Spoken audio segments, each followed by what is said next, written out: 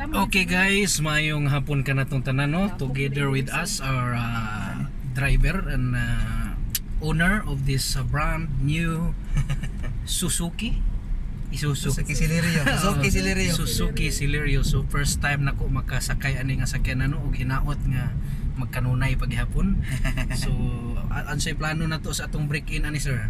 Ato ni agtog layo para kondisyon. Kana gyud kana.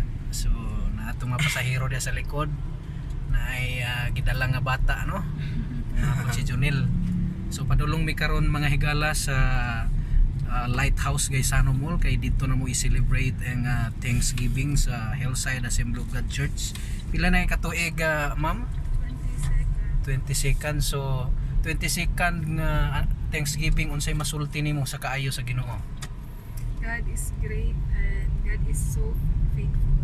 Yes, that's right. So ebidensya no nga maayo kay Ginoo kay kani nga sakyanan bag-o pa lang gyud nahalad ganina.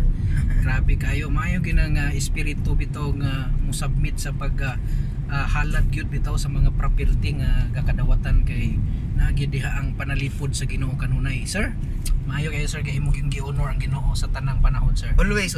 That's right. Yes. Whew.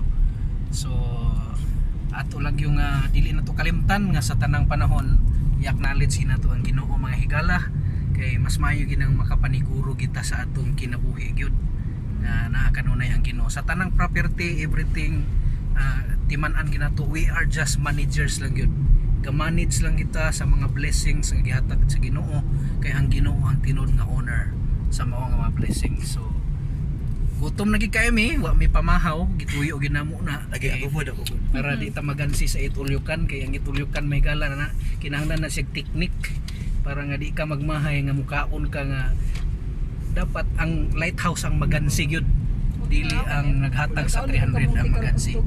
So Carmen na mi mahigala. So salamat kayo. God bless you. Woo!